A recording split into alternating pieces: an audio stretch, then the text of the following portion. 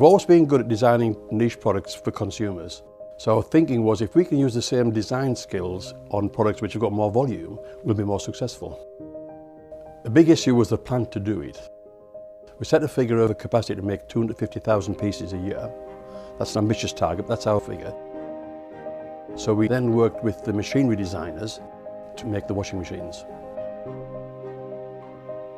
Number one in this product, it's got to be reliable. A washing machine has a lot of hard work to do, and it's a very important part of most households. So reliability was a big issue.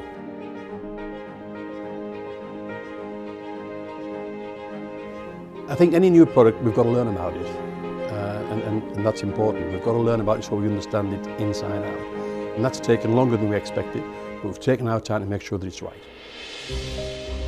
There's a big appetite for buying British products, and rightly so, but we can't rely on that. We've got to make a product that competes with all the imports. And of course, remember, we've got our core business here of making domestic dehumidifiers and bottled water coolers and industrial dehumidifiers, so that takes our time, and we don't want to get this wrong.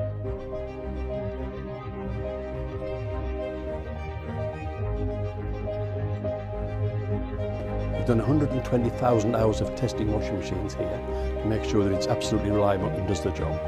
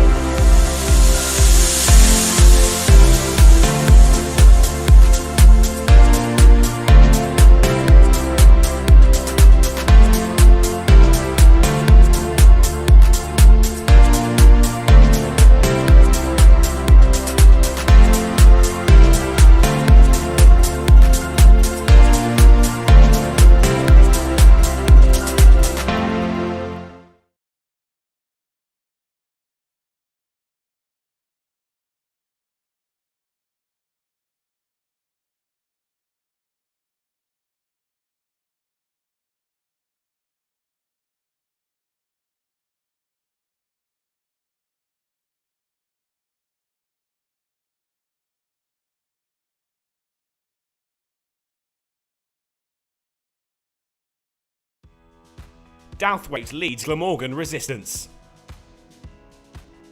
Durham have absolutely dominated the first 2 days of this contest at Emirates Riverside. Glamorgan blown away for 97 before the hosts' batting had fired, and some, declaring on 503 for 8 and already with 2 wickets, their lead 335 heading into the third day of play.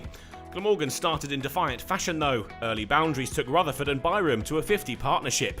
Hamish Rutherford had been showing some fight for the visitors on day 2, and his hard work brought him a 50, scored off 86 balls. But with his side on the cusp of 100 runs, Byram had to go, dragging Coughlin on for 17. Rutherford kept fighting and took the score to 128 when he flicked one off his pads off Rushworth.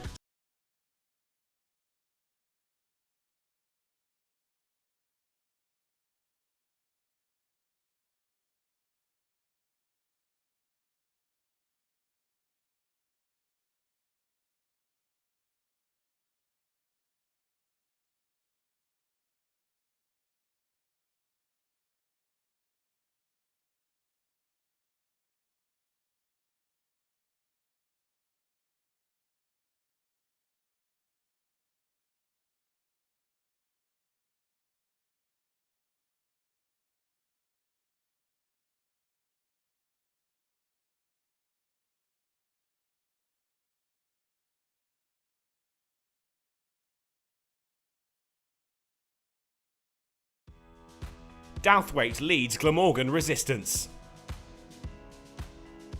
Durham have absolutely dominated the first 2 days of this contest at Emirates Riverside.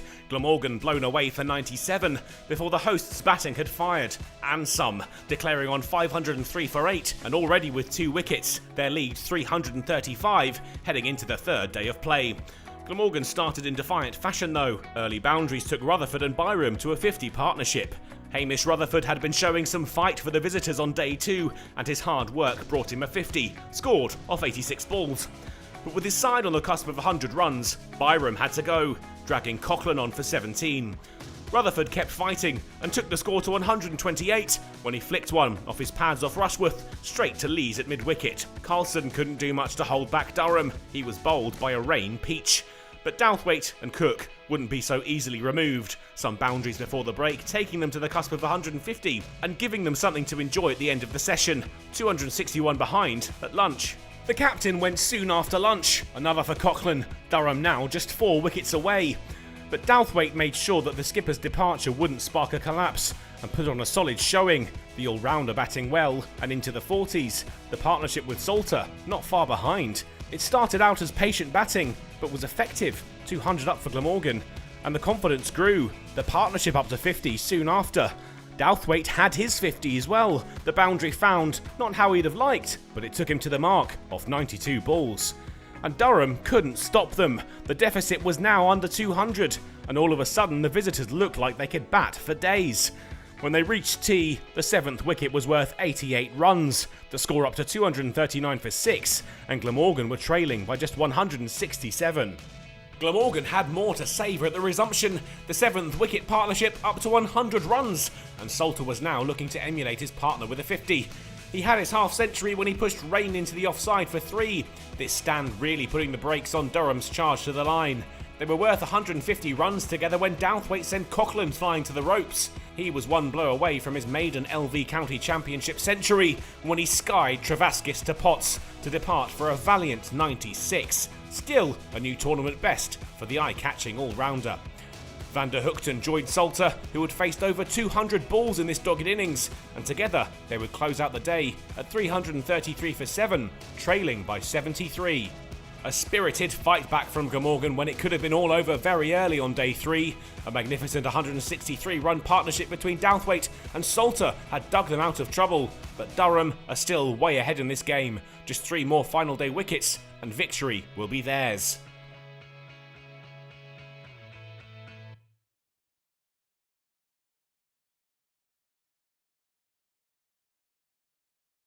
Well, Chris, congratulations, 50 wickets in the championship for a 6th time. How was it at the moment that it happened? It was nice, don't get me wrong, it's nice to get 50, but I don't think that day's quite gone as everyone kind of thought it might have done. But I mean, it's always nice to pass those milestones, just hopefully now it contributes towards a win tomorrow. Yeah. It looked a little bit anticlimactic. It was Hamish Rutherford who you got in the end, but you could have had him last night. It could have been also different today, couldn't it? Yep, definitely. That chance last night, you know, it could have changed the way the game went early on this morning. But you know, that's cricket. He played well. He got some nice shots. Had a little bit of luck, which, you know, sometimes you need in cricket. It went against us, but you know, to get him the way we got him quite cheaply, I think in the end was, you know, it was nice. But I think we earned it. Just after lunch, they were 6 down and still 255 away. And of course, we're making comments in the commentary box as we often do. Can't see us being here tomorrow, that kind of thing. But we've seen situations, haven't we, on this ground in recent years. Leicestershire springs to mind, where the pitches actually flatten out, and it looked like for vast periods this afternoon. I don't want to take away from what Dan Douthwaite and Andrew Salter achieved, but there was very little doing for the bowlers. No, yeah, look, it's turned into a really nice wicket now. I think, you know, because we've played so well the first couple of days, we've actually got that luxury to go into tomorrow, and we're still well ahead of the game. But yeah, it's a decent pitch. The boys played well. Credit to them when it's due. But you know, we stuck at it. We got a wicket towards the end of the day, and we'll come back tomorrow, fresh legs, and go again. Yeah. I mean, you say it's turned into a nice wicket now. It actually looked like a decent wicket from a Durham point of view. 5 half centuries from your batsman and 500 plus runs as well. Yeah, look, I think it's a very good cricket wicket. We bowled very well on the first day. I don't think it was a 97 all-out pitch. Equally, I don't think it was a 500 pitch. I think somewhere in the middle would have been par first innings. But credit to our boys, we bowled well and we batted well, and we've earned that sort of, I guess, that little bit of extra time in the game these couple of days. It's not often that you're not breaking some kind of record wicket taker at Durham, 750 in all formats. I think you're now level with Graham Onions in 6 seasons taking 50 for Durham.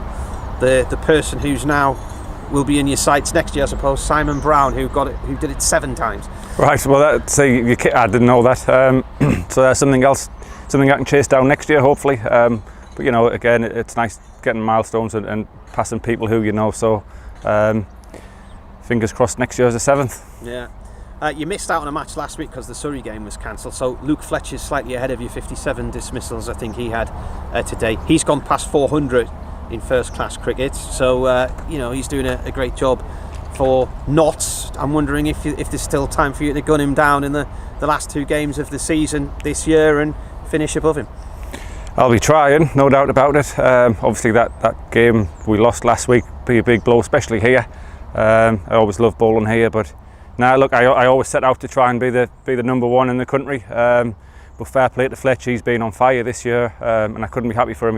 He's an absolute diamond of a fella, and he's bowled really well in a side that performance. So good on him. 3 wickets needed tomorrow. You could still win by an innings. On the plus side, you're coming back for a day that I think a lot of people didn't expect. The weather's going to be glorious, and for those who thought this was going to be their final day at Chesley Street this season, there is the bonus that they can come and see some more cricket tomorrow.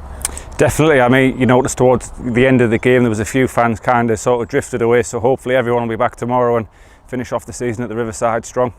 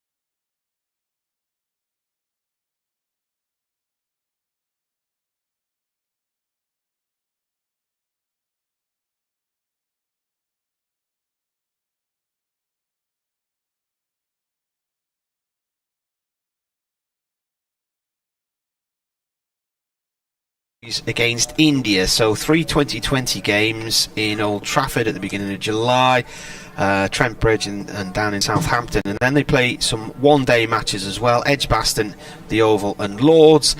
And then South Africa arrive. They will play a one-day series, so starting here on the 19th of July, a Tuesday.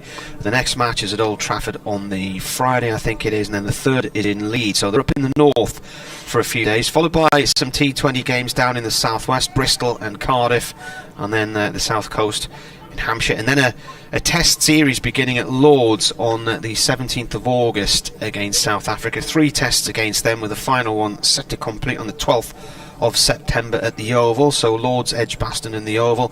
And interestingly, in the press blurb that we see here today, T20 Finals Day, which quite a few teams won't need to worry about probably again next year, will be at Edgbaston on July the 16th, right in the middle of the summer. So it's obviously going to be an earlier start for the T20 next year. Get it out the road, then they'll turn their attention once more to the 100 and that kind of thing. But I mean, last year I think it was in October, wasn't it? Something like that, and it rained. Yeah, it makes sense, doesn't it, to have the T20 finals day and presumably the quarterfinals closer to the group stages, because at the moment they were out of the way. The group stages were finished in second week of July or whatever it was. Then you had to wait another 6 weeks for the quarterfinals, and then another 3 weeks. Now I know we had the other extreme of the one-day cup where you had 2 or 3 days to get tickets for the final. Hopefully it's a nice logical 10 days whatever between the quarterfinals and then the finals day, so that people can actually have a fair chance of A, remembering what the competition is all about, B, seeing the same players that are employed for the group stages, and C, making arrangements to get tickets. So well done to the ECB for that. And the date in Cardiff for the South African T20s is the 28th of July at Sapphire Gardens, which hopefully will be a sellout for Glamorgan. Best part of 15,000 people. And just the one international date for Cardiff next year. We had 3 games at Sapphire Gardens involving England this year, but just the one next year. South Africa in a T20 on 28th of July. Right then, it's 10:30. We're ready to rock and roll day 4 here in Chesley Street. The final day of men's cricket in this ground this year. There are a couple of women's matches towards the back end of the week. I think Friday and across the weekend. And then that's it. The ground staff will begin their winter maintenance work. And Durham had the first 2 games this season away from home as well, at Trent Bridge and Chelmsford, while the ground staff finished off the winter work, which had seen them relay the entire square. But because of a very, very cold spring, it was sunny, but we never had much warmth, and it took a long time for the square to settle in. It was fairly sort of deadish early in the year, April and May. We had that crazy match against Essex here where there were 19 LBWs, an English record, on a pitch where the ball never really got up. They're reckoning, the coaches who we've spoken to this week and some of the players, that this is the best wicket we've had at Chesley Street this year. So here we go. Chris Rushworth got to 50 in the championship yesterday. He is bowling, and he's bowling to Salter, and the first ball goes down the leg side. Salter got 75 against Durham in a Glamorgan win in Swansea back in 2017. Durham on the final day, I think Paul Collingwood had got a century in the first innings and was on 92 in the second. They went off for lunch, and then it suddenly rained out of nowhere, and the ground staff had loaded all the sheets into a transit van, and by the time they unloaded them and got them back out again, it ended up being something like a 2-hour delay before the game could continue, as Rushworth bowls to Salter, and this is drilled upfield. And so Paul Collingwood declared, robbing himself of the chance of becoming the first Durham player to get hundreds in both innings of a championship game twice. But then what we had was this misty sea fret came in off the Severn estuary, and they were set a run chase, Glamorgan. Durham were restricted to using their spinners and slow bowlers for quite a period of it, and Salter helped to get some runs on the board, 75 that day, and Glamorgan knocked them off. I think it was the last over, wasn't it, in a really gloomy evening in May that year. Rushworth bowls, this is turned away off towards square leg, 4-1. Yeah, Nick Selman hit 3 sixes and said afterwards, "Oh, never hit sixes. That's probably about as many as I've hit in my career." He made 116 not out. Glamorgan set 266 to win in 51 overs. I think Paul Coughlin bowled that final over, didn't he?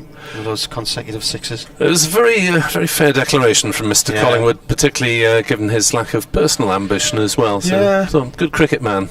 They needed 14 from the final over, and afterwards I said to Paul Collingwood, why declare? And he said, well, the draw's no good, because that was the year when Durham started the season with a 48-point deduction. This is pushed away out past square leg for 1 run. I think actually the return game that year, which Durham won, might have been their first victory of that season. 7 or 8 games in before they got a win. It took a long time to wipe out that points deduction placed on them by the ECB. Yeah, mentioning Andrew Salter, I think it's about the 4th or 5th time that he's got into the 80s. He's increased his career best very incrementally. So he's got another 6 to go to get a career best. Rushworth comes in and bowls, and Salter pushes the ball to point. Yeah, so I was mentioning a little bit earlier on his highest score, 88 against Gloucestershire in 2018, 75 against Durham in Swansea in 2017. His last 50 until yesterday had been 72 not out against Derbyshire in 2018. So he's now got 6 50s. And approaching 1,800 runs in Championship cricket as well, first class cricket. He faces Rushworth here, that nips back in off an inside edge, I think. Rushworth's convinced it was pad then edge, and he's staring at Salter as if to say, you're a lucky lad. But he's not out. And he survives to have another go at a personal best and also a century. Didn't play in Red Ball cricket last season. They had that very truncated season, of course, just the 5 matches in the Bob Willis Trophy because of the late start because of COVID. Yeah, looking at that international schedule, it is busy, isn't it, with New Zealand, South Africa, and India all doing their stuff over here. But hopefully it makes a little bit more sense, I think. White ball stuff is concentrated in July. As Coughlin bowls and Van der Hoogten leaves outside off stump. You're listening to BBC Sport Online from BBC Radio Newcastle, BBC Sport Wales. 3:35 for 7. Glamorgan needing 71 to avoid a second successive innings defeat. But hopefully the events of yesterday will have taken just a little bit of the pain away. Having said which, I realise the performance the first 2 days certainly wasn't good enough. Coughlin to bowl to Van der Hoogten, who defends that back to the bowler, and there is no run. 2 things cropping up on my timeline today on my Facebook page. From this day last year, the final day of what was a very mini Bob Willis Trophy campaign, Durham at Nottingham, and I did the final preview piece from the canal bank outside the hotel with a few narrowboats in the background. As Coughlin bowls, that's way outside off stump, short delivery. Van der Hoogten sways away from it, has nothing to do with it. And this today, 5 years ago on the night time, one of the best nights I've had as a cricket commentator because of the company we were in, and it was one of the last times I saw Dave Callaghan as well. Durham were playing away against Yorkshire at Headingley, and myself and Dave Townsend, who's one of our third voice commentators, drove across to Wetherby on the night time for the pub quiz at the Wee Chief with Callie and Jason Gillespie. As that's way outside off stump, that's possibly a wide no, not given. Jason Gillespie was just about to end his tenure after 4 years as the Yorkshire coach, and his family had gone back to Adelaide so his children could start the new school year there. So he was living in a room in the pub next door to Callie's flat. Oh gosh. And Callie's route to the pub was out of his back door, through the back gate and in the front door of the pub. He lived right next door to it. So as Coughlin is into bowl, Van der Hoogten plays it into the gully, no run. Dave was a very, very lovely man, our Yorkshire commentator for a number of years, and he became very close with Jason Gillespie. And Dizzy used to ring him on a night time and say, "Right, Callie, have you had your tea?" "Yeah, right. Last one in the bar buys the drinks." And Dizzy had 2 flights of stairs to come down from his room, and Callie had to get out of his back door, through the side gate and in the front door of the pub. It was often a photo finish as to who would get to the bar first, or deliberately last. Yes. Coughlin into bowl to Van der Hoogten, who defends it out on the offside, and there's no run. That's the end of the over. But at that point in time, because Dave Callaghan was well known for enjoying the full bifter when he was on the commentary circuit in hotels. He used to love a fried breakfast every morning, and had been putting a bit of weight on, and I think Jason Gillespie got a bit worried about him and managed to persuade him to cut out a lot of the meat and stuff he was eating and sort of go semi-vegan, because Jason had gone vegan. Anyway, this night we arrived in the pub for the quiz, and we sat down in the corner, and Callie said, Emma's lad, I'm not happy." He says, "The librarians, they've drafted in some ringers from the Ramblers team. There's no chance we're going to win this." Rushworth has started a new over from the Lumley end in a play and a miss from Salter just outside the line of off stump. Anyway, according to my timeline, we came in the top 6 in the quiz.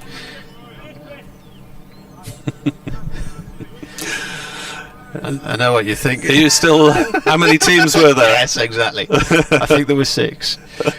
So, and Chris Sharps tweeted this morning at the memory, and I'm just trying to tweet somewhere here. He said, "These 2 teams will finish in the top 12 of the championship." How about that? Yeah. Rushworth bowls, and Salter is hit on the pad, looking to work on the leg side. He's struggling to get his sights at the moment, Andrew Salter. On 83 not out. Bit fuller of length today, Rushworth, as well, isn't he? Chris Sharp says there was pub quiz chat on the Hampshire-Yorkshire commentary last week. He said it brought back happy memories of 5 years ago when you spent most of the day discussing your quiz team name rather than the cricket. It was marvellous. I can't even remember what the name was. I've got a clue. Halcyon days. My daughter's hosting a charity pub quiz tonight. Oh. Never done it before. As Rushworth bowls and Salter plays that one to square leg, and there is no run. She's running the London Marathon, so it's a fundraising job down in South London. When's that? Next April? The London Marathon is next month. Is it? Oh, yeah. So it's delayed from earlier in this year. Great North Run this weekend. I think I might have mentioned yesterday I'm keeping up my 100% record in it. Of watching it. I've not taken part in it yet. Have you ever seen a happy runner? No. 3:35 for 7. Rushworth in. It's left alone by Salter. Stayed low outside the off stump. Through to the keeper it goes. Good luck to all those taking part in the Great North Run this weekend. I think it's restricted to 17,000 this year because of COVID. They normally have around about 50,000 numbers up for grabs, but they never have 50,000 people taking part. Right. Because a lot of the numbers go to charities, and a few of them don't get filled, but they would normally have about 35,000, 40,000 finishes on most occasions. As nice played and missed there, Salter. Yeah, my daughter's running in aid of the St David's Foundation, which is a hospice charity in South East Wales, and I'll post some links on Twitter closer to the time if anyone does feel able to back that. Would be very grateful. Do you think you'll be down there in time, or is it in London? It's in London, so that was the answer then. In early October. So yeah, I'll be trying to spot her among the thousands. Rushworth from the Lumley end, last ball of the over. Defended by Salter, bounces high and off towards the offside. So when's the quiz tonight? Oh, the quiz is tonight. Yeah, right. No, is that in London as well? That's in South London. Yeah. Can't really recommend it to many listeners of Durham and Glamorgan streams. No, there'll be a few Durham fans live in London. Yeah, I can't remember the pub, to be honest. Oh well. Emir Evans says, didn't expect to be viewing again this morning. Credit yesterday's application. Would be good if we could make Durham bat again. Nick Webb 2017 or at Marty Cricket if you want to tweet us. And MAS also says sure Dan Douthwaite's first 100 will soon follow. Neil says hope you were able to book back in. Well, I didn't check out yesterday, to be honest. Expected to last a fair bit of the day. Furry Animal says nice to see a bit of fight, though he's watching the seconds again. As a nibble at that one from Van der Hoogten, beaten by Coughlin. Rod Young, great fight, great spirit. Congratulations to Dan Douthwaite and Andrew Salter. Barry Edwards says great knock, but I know you will be gutted, Dan Douthwaite. Well played taking it to day 4, though. Well, yeah. Glamorgan shouldn't be in a position where reaching day 4 is an achievement, but... well, where they were. Yes, from where they were, yes. You have to put things in context. Coughlin is in, bowls, and Van der Hoogten will get 4 runs down to third man. A little jab at that. It was safe enough, bounced well short of the slips, and raced between them down to the boundary for 4. 339 for 7. Glamorgan has 67 runs in arrears. Stephen's been on, not happy with the game being called off against Surrey last week, but as far as this week's concerned, a great all-round performance from Durham, and I think generally they've had a good season with a lot of positives. Cheers for the coverage again this summer. I always feel a bit sad when this season comes to an end. It's 8 months till the next one. Still got 2 round of matches to go after this, but they will be away from home. So Northants away starts on Sunday morning, and then a week on Monday it's the final game of the season. Week on Tuesday it isn't actually the final game of the season in Bristol against Gloucestershire. And if you want to see some cricket here, well, Northern Diamonds against Western Storm on Friday in the Rachel Hayhoe Flint Trophy, if I can say it, which is the 50 over. Isn't it? Is it the 50 over comp. Yeah, the Charlotte Edwards is the other one. All right. So Northern Diamonds against Western Storm. So there'll be a few more Welsh cricketers playing here on Friday as part of the Western Storm team. Coughlin is in to bowl, and Van der Hoogten defends. And then Sunday here it is Northern Diamonds against Thunder, who are the Manchester lot. So a couple of 50 over games if you fancy a bit of women's cricket to round off your viewing season at the Riverside. 3 slips in the gully, crouched behind Van der Hoogten in the sunshine, as that's wide outside off stump from Coughlin. Allowed to go through. Friday, I may well be at the top of Hartside and Moor. Hartside Pass for the Tour of Britain. All right. It goes to the Great Orme today. They do 2 circuits round there, which wasn't the fairy tale that it was a snake or something. It's a bit vertiginous anyway. They've got a head for heights up there. Yeah. Coughlin is into Van der Hoogten. Short ball that he ducks underneath fairly comfortably. Story of many stories about the goats, of course, of the great old Llandudno and lockdown when they invaded Llandudno and became social media stars, rampaging through the streets. Eating people's hedges and things, yeah. Yeah, I think they had another little venture into town earlier this year as well. Yeah, they did, yeah.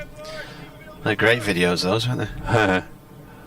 And Coughlin is in to Van der Hoogten. Full length ball turned away by Van der Hoogten very nicely indeed. In fact, it was probably a full toss, and he's turned it so effectively that it's reached the ropes at square leg. So it's Van der Hoogten's second boundary of the morning, and Glamorgan go on to 343 for 7, which is a 3. The scoreboard's turned back and forward. It had a bit of the collie wobbles there. 62 runs in arrears, is that? 3, I think. 63 runs. Yeah, the figure in the bottom right hand corner is a bit indistinct from this distance. And that goat herd, also known for providing the regiments, the mascots, the Royal Regiment of Wales. Right. It's always chosen from the goats of the Great Orme, and the goat is always called Shenkin. So they're on about the 4th or 5th Shenkin at this stage, and you see him at the Principality Stadium then with the band before the rugby internationals and so forth. For those of you not aware what the Great Orme is, it's a sort of mountain, a huge rock sitting just off the coast. Was it Llandudno, did you say? Llandudno, yeah. Llandudno. And it's there's a little spit of land joins it, so there's quite a lot going on along there, and then eventually you get to the end and it's sort of Bass Rock type size, I suppose. Quite a big thing. Rushworth to Salter, who is on 83. So he's added 1 since last night, hasn't he? Yep. He's presumably got those landmarks in mind. Yeah. 34 balls yesterday, wasn't it, that Byram faced without adding to his overnight score of 17 before he was eventually out. Well, yes, he did get rather stuck, didn't he? I mean, not that there was any problem with trying to bat out time, but to score somehow and sometime. Previous ball was just defended. Here's Rushworth again. Right arm over, comes in and bowls. This is played off towards point. Rushworth began the match on 46 wickets for the season. So he took in the first innings 3 for 26, and then he got the wicket of Rutherford yesterday to get him to 50. So 4 in this match means that he's now got 560 first class wickets, and 555 of those are for Durham.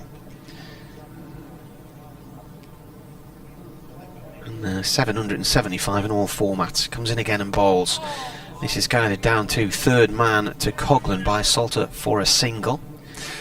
Yeah, he was blissfully unaware, Rushworth, of that Simon Brown record, wasn't he, when you put it to him last season? Yeah. Half expected him to say, well, I was going to pack it in, actually, Martin, this season, but since you mention it, I'll have another go. Well, I think we'll still be seeing him running in for at least another 3 years. Well, why not? You're a long time retired. He's only 35. I think he's as fit now as he's ever been, really.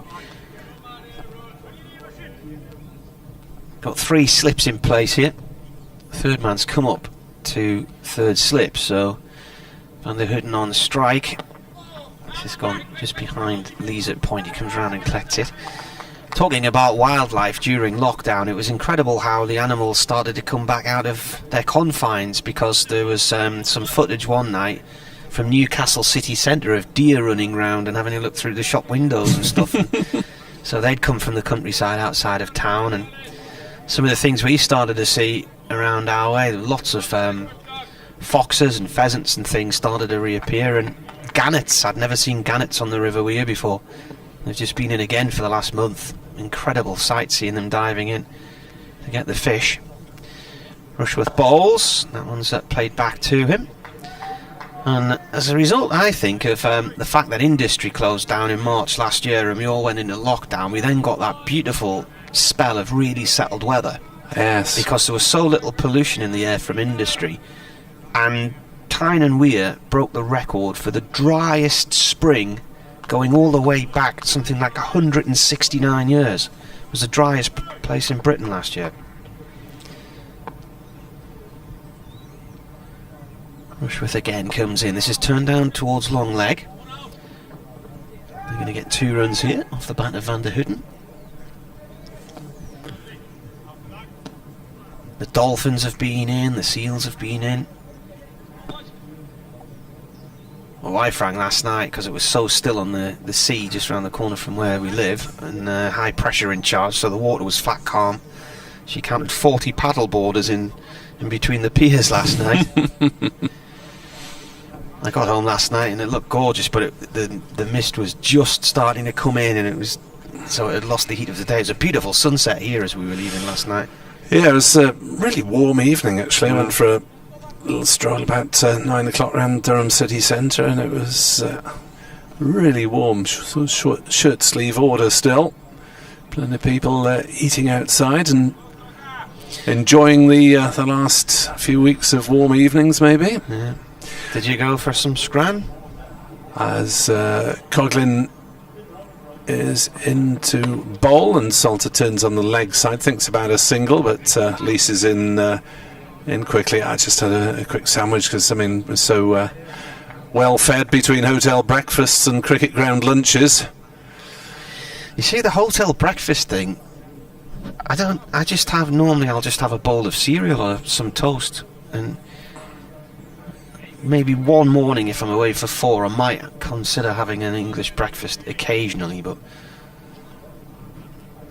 that's dabbed down on the offside by Salter, and there's no run. Well, I've had a cooked breakfast every morning, but I treat myself to the bacon this morning. I've only do bacon one day in 4 on away games. Otherwise, really will be bad for the health. 3:46 for 7 Glamorgan, having added 13 runs, but only 2 of those to Andrew Salter, who's on strike on 84. And Coughlin bowls, and Salter smacks that into the offside. Has he timed that well enough to get to the boundaries? A chase on for the sub-fielder, who has hauled it up just short of the ropes, and they'll trot back comfortably for 3 runs as Alfie Taylor-Clark has had a busy couple of days in the field, subbing for Sean Dixon, who had what we were told was a calf injury. Salter moves on to 87 then. That's 1 short of his career best.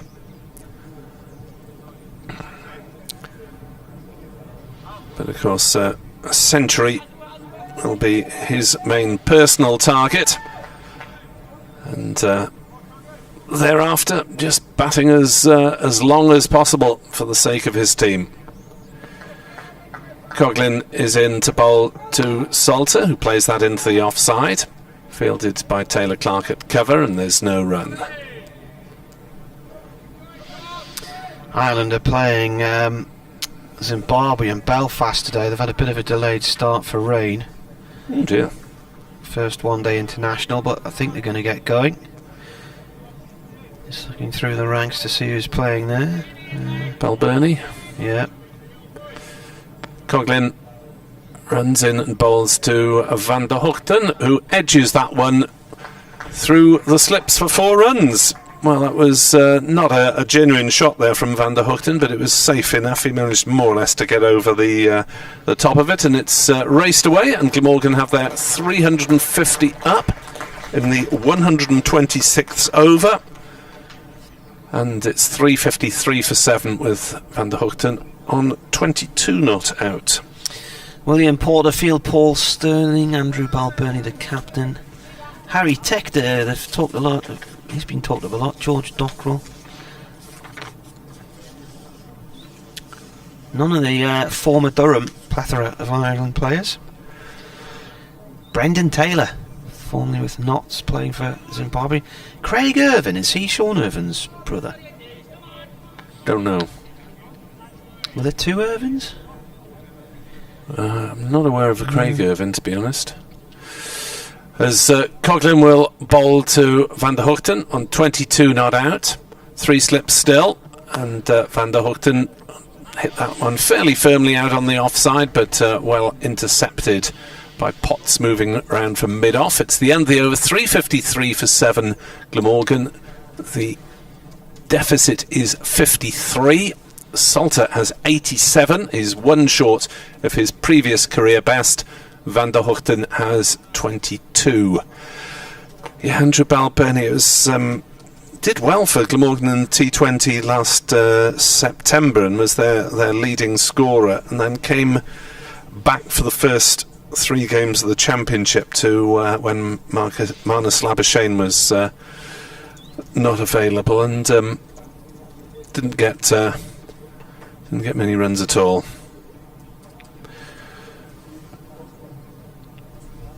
Andrew Hicknell describes the Great Orme as a large coastal headland. Being a former geography teacher, he's got the correct terms for these things. 3:53 for 7. It's an impressive sight when you come along that North Wales coast. And you can go a bit on a little tramway, so you don't have to climb it if you're not as athletic as you might be.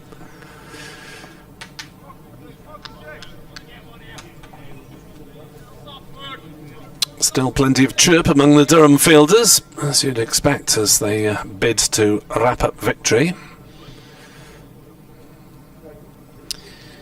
Rushworth then to Salter again from the Lumley end. Salter turns this towards mid-wicket and it's stopped, so he doesn't get a single, so he's still not on his joint record score.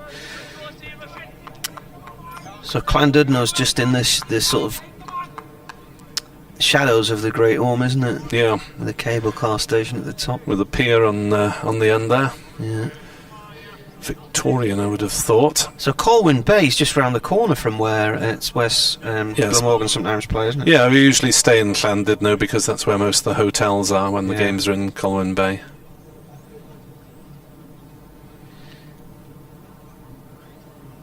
Rushworth in. Oh, an inside edge, and that's gone off down towards fine legs. So Salter equals his highest score now. He moves on to 88. Where the motorway cuts across the top there, the A55. Yeah. When it comes around the top of Colwyn Bay, does it go through? Is that where the tunnels are, or not? A couple of little tunnels, very short ones around Colwyn Bay. Because by the time you get down into that section there, you can't actually see the Great Orme from the road. No. You can see it from... No, it's at the A55, it's just a mile or two inland it goes at places. But certainly hoping that Glamorgan will be back in Colwyn Bay next summer. They're due for talks with the cricket club and up there in the council, I believe. Rushworth to Van der Gutten. Balls. It's played up to wide, mid-on for 1.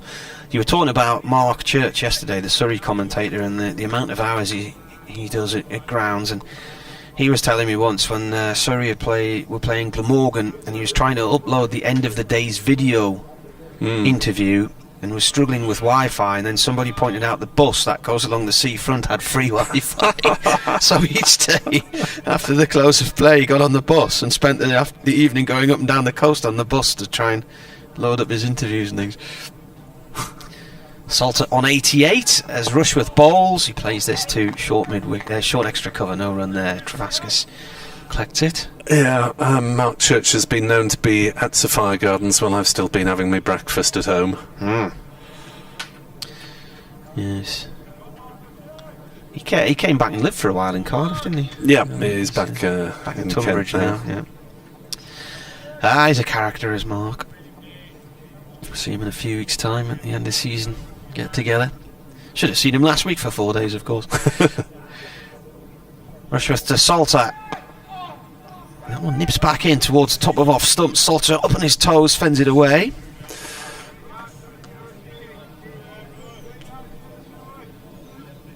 Yes, I wonder if they'll actually remember to put me on the list for the end of season conference this year.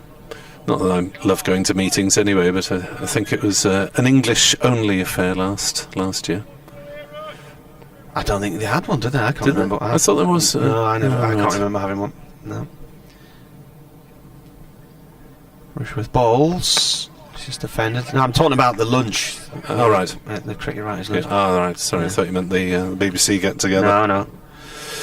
There was the head of this season. That's the end of the over, by the way. 355 for 7. The head of this season, we had a video conference call. I don't think there was anything last year at all, because it was such a short season. The year before we were in London, weren't we? Because we were in the old boardroom at Broadcasting House. Yeah, no, I think it was on holiday then, to be honest. Quite often go on holiday the week after the season finishes. Well, circumstances permitting. Yeah, they do them before the season now, so that yeah. was about March, early April, that one. I'm sure I had some decent excuse for not being there. I was washing my hair. 355 for 7. Coughlin to Van der Gutten, and he turns that on the onside and goes through for a single, and this is now Van der Gutten's highest score since the opening innings of the season when he hit 85 not out against Yorkshire. His best since then has been 23. He's moved on to 24 with that single. Andrew Salter then on strike on 88 not out, equalled his career best. Coughlin is in to bowl him, and Salter pushes it into the offside, goes through for a quick single. Van der Gutten is home, and that is Andrew Salter's career best. In fact, they will take an overthrow as well, so Salter moves up to 90. This is uncharted territory for the Glamorgan all-rounder. So well played to him.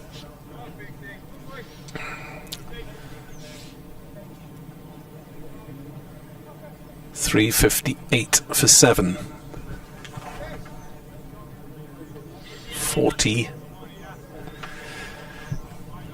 8 runs. I really can't read that figure on the scoreboard. As Coughlin is into bowl to Salter's caught behind, misses out on a century, gets the career best, but no more.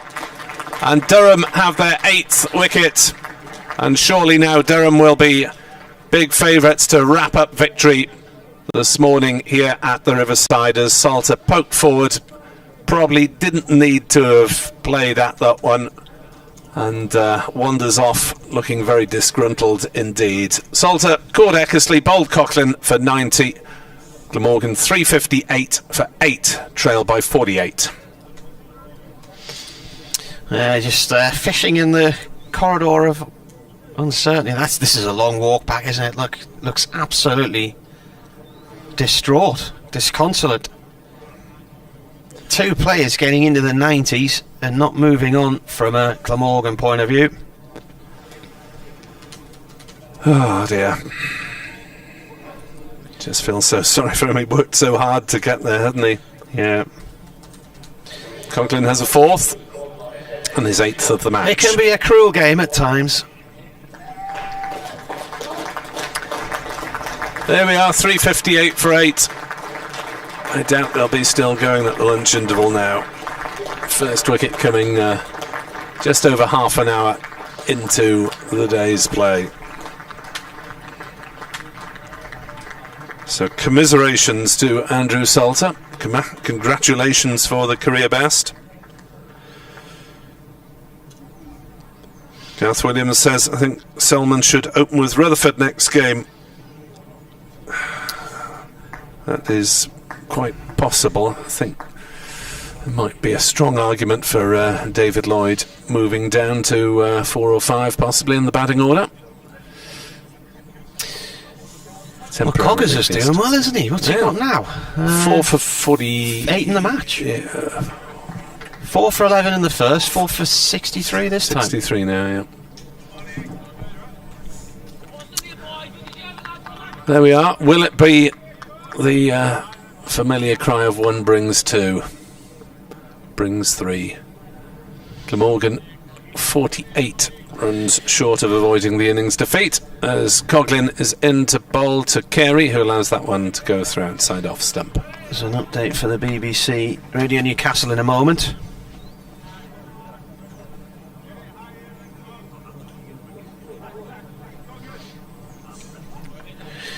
Yes, Glamorgan batting out yesterday afternoon, when it looked yesterday lunchtime as if they weren't long for this world, and that was because of the efforts of Dan Douthwaite, who was eventually out for 96, and Andrew Salter, who resumed this morning on 82. Salter's just got to his career best total of 90 in the county championship, but moments after that he edged the ball from Paul Coughlin to the keeper, so he departs. So having seen Douthwaite fail to get his century yesterday by 4 runs, Salter's gone 10 short today. He looked rather disconsolate as he wandered off, but 8 wickets in the game now for Paul Coughlin, and Glamorgan are 358 for 8, so Durham need 2 wickets. Glamorgan need at least another 48 runs to make Durham a bat again, so Durham looking for an innings victory here. And at the moment now, Lucas Carey's just gone out there and he's joined Tim van der Gooden in the middle. Commentary on the BBC website and the sports app.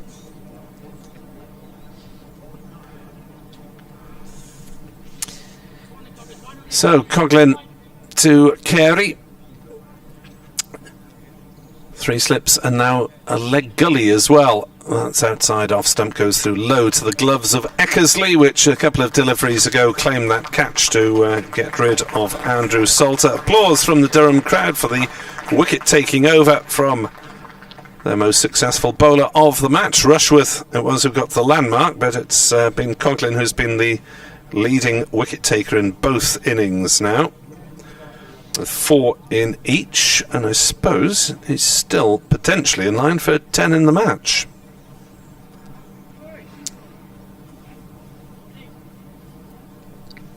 Yeah, if he gets a 5th here, by the way, then he could well be on for his best figures, because they are 5 for 49.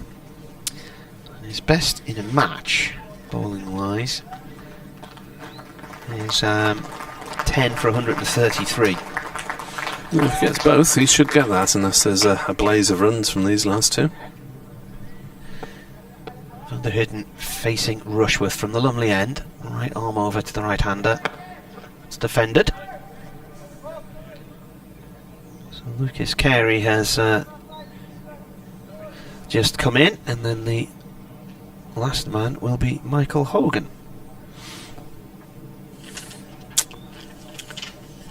Yes, who got one not out and naught in the last. There's one not out in the first innings of this match. It's been a while since we've seen some Hogan runs. This is played by Van der Hooden towards point for a single.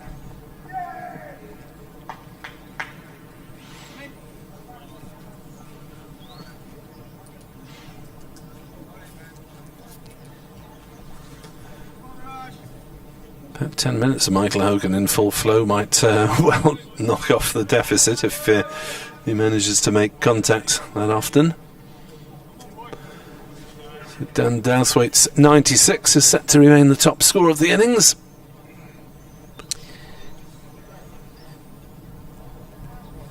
Rushworth to the crease bowls. Oh, it nips him sharply, inside edge from Carey. I think it hits the thigh pad and loops out towards the slip cordon, but lands about 3 or 4 yards just in front of them. Paul Wilson says, how do Marty and the gang?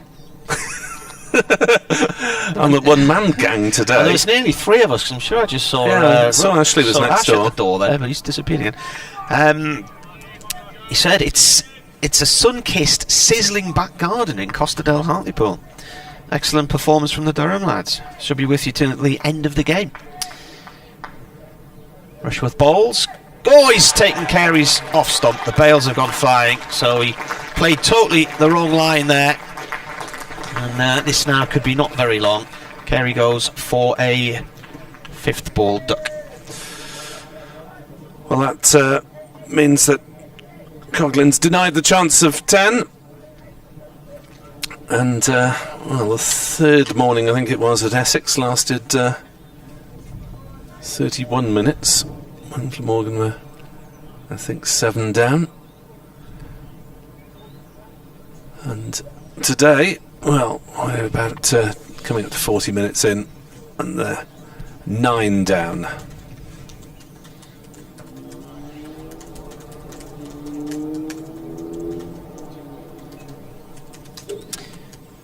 So that's 51 wickets for the season, isn't it, now for Rushworth?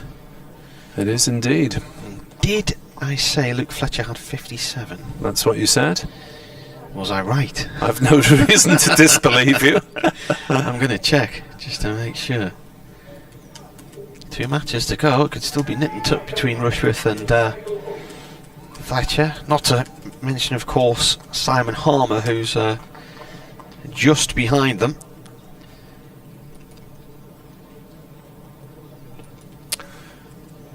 So Fletcher's got 57, Rushworth's got 51, so 6 in it at the moment. Harmer's got 49 for Essex, and Sam Cook, his teammate, 46, and Kyle Abbott from Hampshire, 46. Ryan Higgins from Gloucestershire, 45. So a couple of matches to go. Effectively, well, from a Durham point of view, they've got 41 wickets left to take this season. Here's potentially the first of them. Michael Hogan striding to the crease, has exactly 100 runs this season, and we'll see Hogan's no-nonsense approach to batting. As he has a quick word with Tim van der Hoogen, wanders in, swinging his bat, surveys the field, taking guard. Nah, I don't think so. There's the stumps, there's the crease. Let's get on with it. So what are they behind now? 47 behind as Rushworth comes in and bowls. Hogan drives and just beats the grasping dive of Ben Rain at mid-off. It looked acrobatic. He had his hand way up in the air. Looked like Superman, but he couldn't get the ball. It's gone for 4. Nice way to bat yourself in. See ball, hit ball. Yeah. 43 the deficit now. He's not going to hang around, is he? And sure, if we're in the last session, that he'd be adopting a different approach. Sly Sports says start the car. Bernard says he got to 90 and then he was out. Talking about Salter. Will you be home by early afternoon, he asks. I won't be. No. Right, Rushworth to Hogan again. 3 slips in place. He comes in and bowls. Hogan cuts at that one towards Lees at point. Lees tumbles down and stops the ball. Bounces off his arm, I think. No run. And the over for Rushworth. Are there any other games still going on today? Yeah, there'll be a few, weren't there? We only had, I think, 2 finished yesterday. So Surrey's still playing Northants. Northants. Oh, where's that gone? It's just vanished off my screen. Where have they gone? Northants 124 for 3, needing a further 196 to win. Rob Keogh 53 not out. Surrey wickets for the Clarks, 2 to Jordan, 1 to Recky. Done well there, Surrey, considering they were all isolating. 252 and 238, Lazarus-like. That's the other game in this division. Lancashire 134 for 2 against Notts in Nottingham. Need another 310 to win that one. Coughlin it is, who will bowl to Van der Hoogten, who will take a single, punching it off the back foot into the covers. 26 not out to Van der Hoogten, 364 for 9. In a game that was described as absolutely turgid yesterday, Hampshire, Warwickshire, wasn't it, by David Hops of the Cricket Info. Warwickshire in Birmingham, 158 for 3. Their target is 296.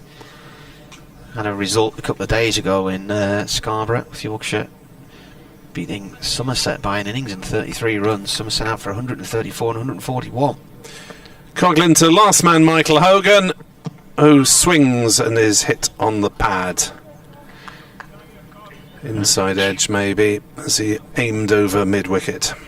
Essex beat Gloucestershire yesterday, I think it was, in innings and 3 runs. Leicestershire Derbyshire still playing in Derby. Leicestershire made 528, Derbyshire 336 for 9 in response. So they might be asked to bat again. Coughlin in to bowl, and that's poked back vaguely towards him by Michael Hogan. Kent won by an innings and 56 runs against Worcestershire and Canterbury. Sussex 155 for 1. That's an absolute road there. After Middlesex made 676 for 5 declared, which was their highest score in a championship game. That's in Hove. As Coughlin is in to bowl to Michael Hogan, who swings wildly and misses. And Ned Eckersley is surprised to receive the ball and drops it. Well, I'll tell you what, I was watching Gone Fishing last night, Paul Whitehouse, and Are you reminded of they're Michael Hogan's shots? casting a fishing rod. Would be more a sea rod the way he went there than a fly rod, but if he was on the pier, that would have gone a few hundred yards.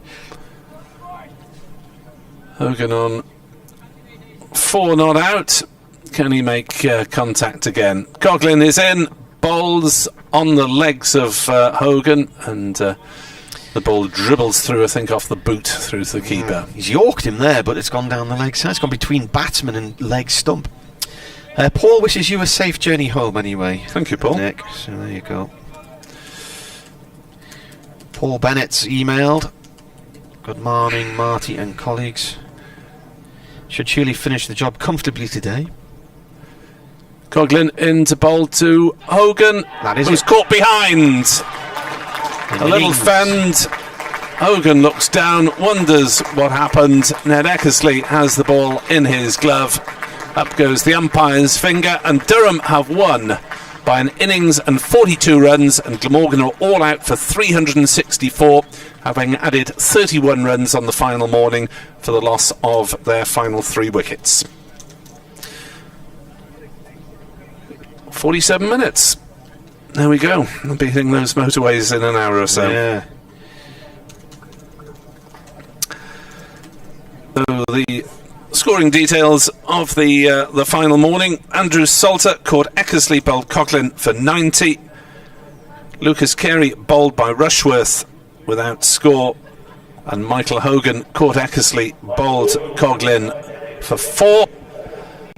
Tim van der Hoogten was left not out 26. And Glamorgan are all out 364. 10 overs it lasted as well.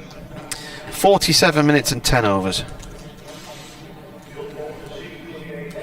So Durham have taken, was it 24 points from the match? 24 maximum points. Congratulations.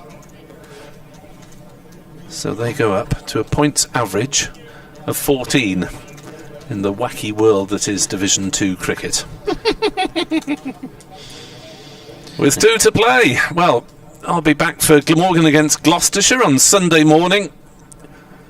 10:30 start in Cardiff, and Martin will be joining you from the sun-kissed East Midlands, Northampton.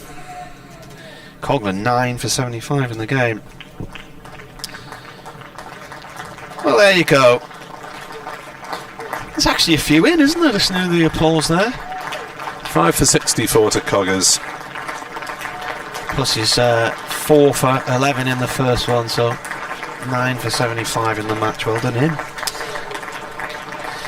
Scorecard then, take you through the bowling statistics. Rushworth 2 for 86 in his 30 overs, of which 9 were maidens. And it's Paul Coughlin who's leading Durham off the field. The Glamorgan players have come down the pavilion steps, and one line of players passes another while handshakes take place as well. The umpire's just heading off the ground as well.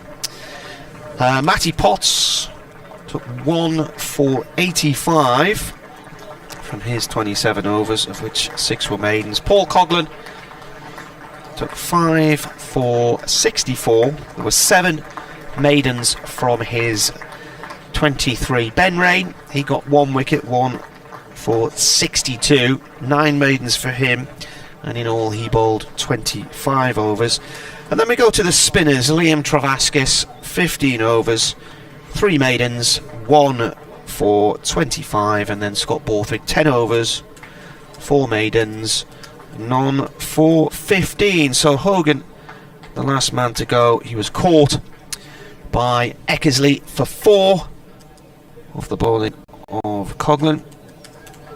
And at the other end it was Tim van der Hoogten, who was not out, and he made, where has he gone? 26.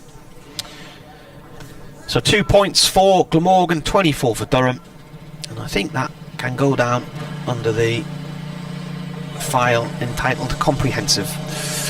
Yeah, that's certainly a good word for it. Durham completely out playing Glamorgan over the first 7 sessions. Glamorgan winning the second, the third sessions of day 3. Durham finishing off the job on day 4. And apart from Douthwaite and Salter, obviously with the bat, Rutherford as well performed well in both innings. Hogan and van der Hoogten performed respectably with the ball, but overall another great 3 and a bit days for Glamorgan, who have to reset and find some form at home to Gloucestershire, who themselves have lost by an innings in this round. So some battered confidence to be repaired in Savannah Gardens and both teams next Sunday, and look forward to that. Thanks very much indeed for your hospitality, Marty. Yeah, safe journey back, Nick. Hope the traffic's good for you. And will you be joining the pub quiz on Zoom tonight? Or? No, I might be following Wales against Estonia. The football is on BBC Radio Wales this evening. 7:45 kick-off to get a plug-in for my football brethren. Good stuff. Well, enjoy that one. Just seeing if there's any emails or anything coming. And Paul Bennett said, I was just about to read his email, he said, surely they should finish the job off comfortably today, but there's plenty of potential for an extra half-hour action elsewhere. And he says, my topic of the day, out grounds. It's a hassle getting from Darlow to the Riverside, although worse for some other counties. Should outgrounds be used more frequently? He runs, what are the financial He wonders, what are the financial and logistical implications? Well, I can tell you, a few years ago, Stockton looked into trying to host a one-day game for Durham, and it was going to cost them about £10,000, so they didn't bother, whereas South Northumberland, they can make money from it. I think there is a possibility Durham will be going back to Darlington next year. All right. It was rumoured, well, it was a fixture that should have taken place this year and then disappeared out of the reckoning, and it had been in the original fixtures for last year, so I think they were due to play a one-day game at Darlington this year, and I think it may be that they'll be there next year for that one instead. I remember covering a game at Feetham's in 2000 against Derbyshire, and it was a really enjoyable week. Right, we'll leave it there then, and we'll go and get reactions, so look out for reaction to this one on BBC Radio Wales, and indeed on BBC Newcastle and BBC Tees. And I'll be back with you on Sunday morning at 10:30 start, as Durham are on the road for the final 2 games of the season. They head to the delightful surrounds of Northampton this weekend, and then it's Bristol the week after. So still plenty to play for in Division 2. Prize money and pride, among other things, and trying to finish up near the top of that division. And having missed out on a game against Surrey last week, they have won this one by an innings and 41 runs. Thank you from Martin Emerson and Nick Webb, and indeed our thanks as well to Ed Bevan and Ash Thorpe, who've joined us through this game, and we'll see you next time.